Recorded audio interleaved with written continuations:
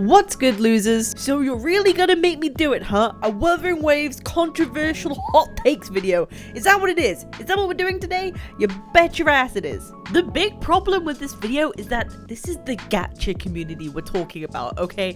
I don't think we can have a civil discussion between ourselves, but I'm really hoping we can be proven wrong with this one. I mean, if I'm being honest, I think we collectively share about one single brain cell, and that's what it feels like. Maybe that's just me. Maybe I just have one brain cell. God damn it.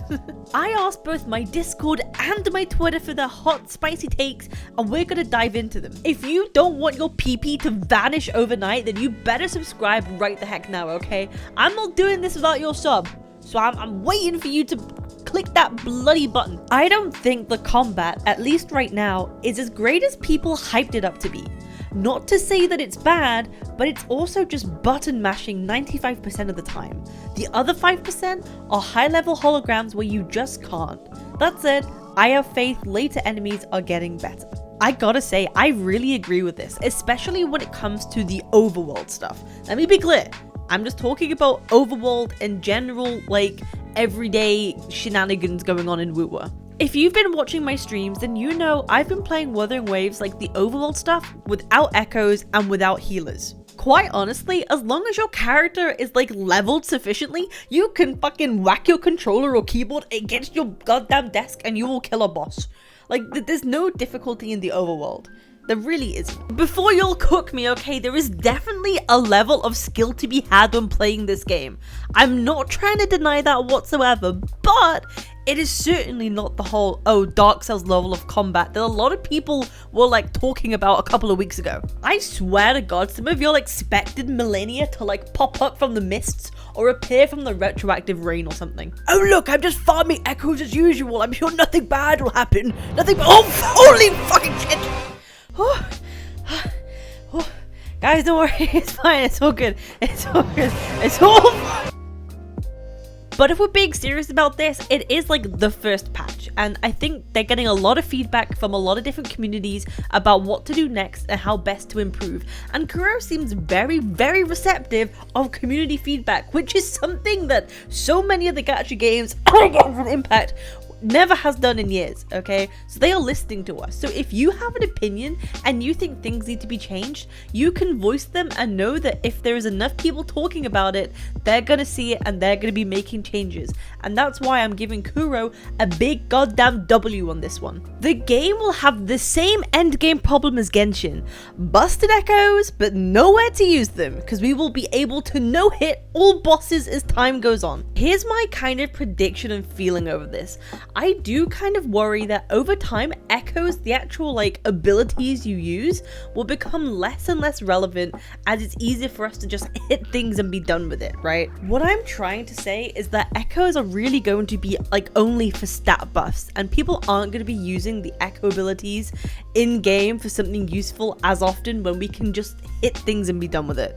But I think comparing the endgame of Wuthering Waves to Genshin right now is just totally not comparable in any way whatsoever. Like, the game just came out. There's no way for us to objectively say if the endgame is gonna hold up to Genshin, surpass it, be worse. Like, we don't know. We can't have an objective opinion until like at least a couple of patches have rolled out. Okay, this is why I don't understand some people who have made a Wuthering Waves versus Genshin Impact endgame comparison and saying what's better or what's worse. You just cannot have an objective opinion about that yet. There is just no way that we can make like a deep analysis in comparison in Wuwa's current state. It's just impossible.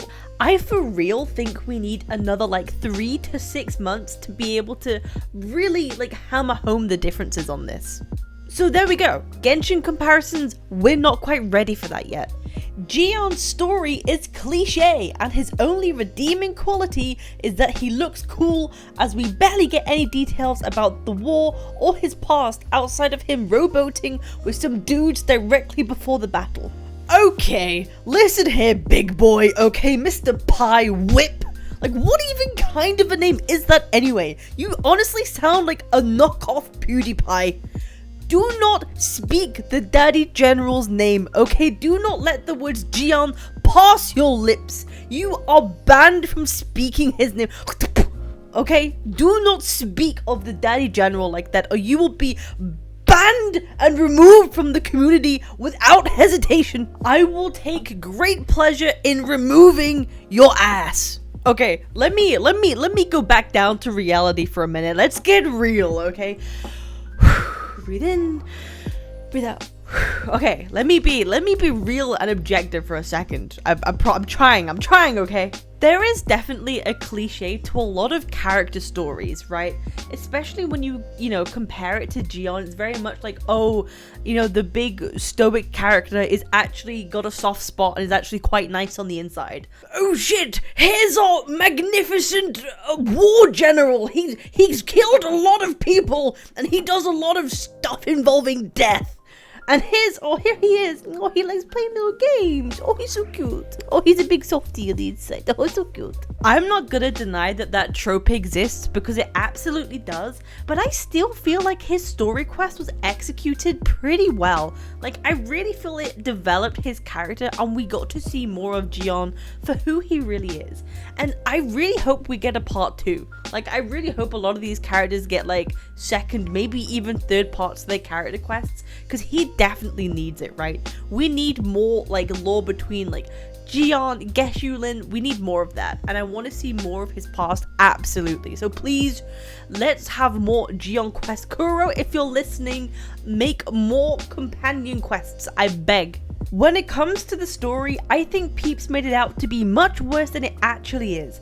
I can understand why though. It's the same basic bitch world building we get every time a game with heavy emphasis on story comes out, and I think Peeps are just a bit too quick to shoot on complaining about the story that just started. Okay, can I just be real about this for a minute, right?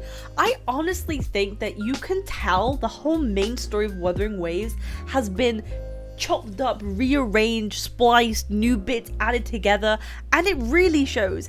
Even in like acts 5 and 6, the acts a lot of people praise, well, on their own, like individually as an act is fine and it's okay and it's quite enjoyable.